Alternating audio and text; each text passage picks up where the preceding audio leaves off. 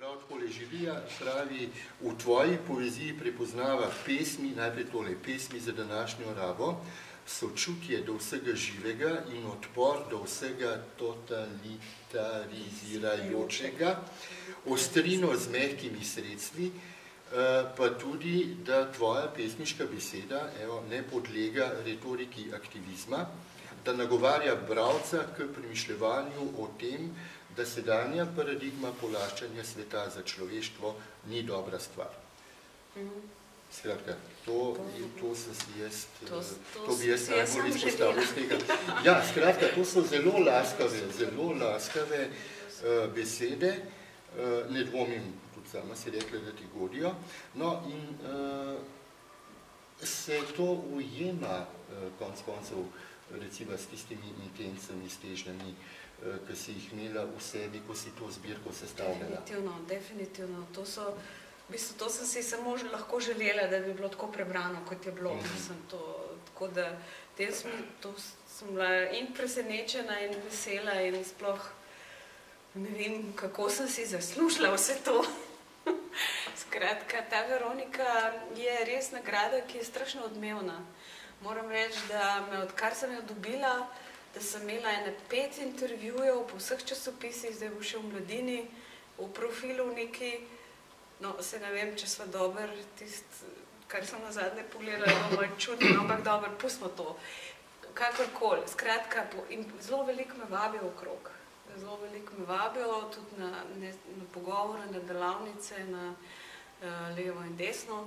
Tako da naenkrat, po 7 letih, tako, ko sem že prav mislila, so vsi pozabili že, da sploh obstajam, nenadoma tak izbruh, pravzaprav tega. Tako da to je zasluga Veronike. Zlate ptice tudi že, ampak Zlata ptica je v bistvu prav leva nagrada, ta liberalna, in ima neko tako politično konotacijo, za katero sem rekla, da mi ustreza, mi paše, ker sem tako če se bi že hotela umestiti, se absolutno umeščam pač v levi, liberalni ali pa celo tak, mislim, liberalni.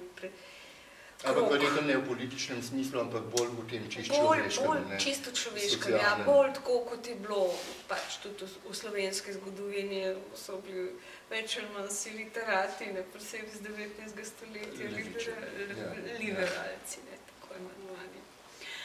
Kakorkoli. Je pa to zanimiva zgodba z Novo revijo, ki se pravzaprav tudi z desničarstvom in tako naprej. Skratka, je tukaj neka želja, moram biti pa zelo previdna. Ne, da pravzaprav posegaš dejavno v politično življenje, čeprav tudi, mislim, da je tudi to treba, ampak da komentiraš, da želim pravzaprav komentirati to, kar se dogaja pravzaprav na eni globi ravni, kot je zgolj ta strankarska, pa zgolj, bi rekla, površno politična, kjer pravzaprav pri teh strankah sploh vidiš, da nimaš več izbere, in da je ali leva, ali je desna, ali je rdeča, ali je oranžna, ali je zelena, so tako majhne razlike pravzaprav med njimi, oziroma so predsodke in predpostavke, ki so izven pravzaprav teh političnih programov tako veliki, da tle sploh nimam kaj početi, Ampak, če greš pa v globje v tem, se pravi, tako, kako občutim današnji trenutek, pa ne bom rekla samo političen, ampak tako biti živ tukaj zdaj, na tej zemlji, v tej kraju, v tem deželju in med temi ljudmi, je to tako gotovo en poskus, poskus odgovora na nek poziv, na neko vprašanje, ki ga tudi ne bom znala definirati. Čeprav mi zmer tako za hec prihajajo na misel iz tistega štoparskega vodnika, zadnjo vprašanje, oziroma odgovor je 42, vprašanje pa 6x7. Nikoli nisem bil fan in nisem mogel prebrati. Jaz sem se pa zabavala, tako doskrat. Kaj povej to? To je zadnjo vprašanje življenja, smisla in vse sploh vsega. Kakorkoli. Hočem reči, da je to tak poskus odgovora, ne, in da je tukaj dejansko po teh zbirkah moram imeti tukaj srečanje oziroma neko pripombo. Ta je Kramberger, ki je nekako čist mimogrede pravzaprav tako rekla, da je pravzaprav kako je vsa ta moja poezija pravzaprav nekako iz prostora in časa izvzeta, ne, da nima za razliko od kakšne poezije tudi recimo ali Uroša Zupana ali Petra Semoliča ali ne vem, še celo kupico, bi rekla, zelo znanih, tudi Ihana, zgodnejših Ihanovih, kjer je točno lahko razvidiš, imajo nekateri še datum pa kraj napisan, ali pa iz konteksta se točno vidi, kjera ulica je, kjer kraj, imena se noter, osebna imena, krajevna imena in tako naprej se noter pojavljajo. Sem jaz imela skozi občutek, da je pesem pravzaprav en tak posvečen prostor, oziroma poezija en posvečen prostor, ki zelo težko prenaša osebna imena, krajevna imena in tako naprej.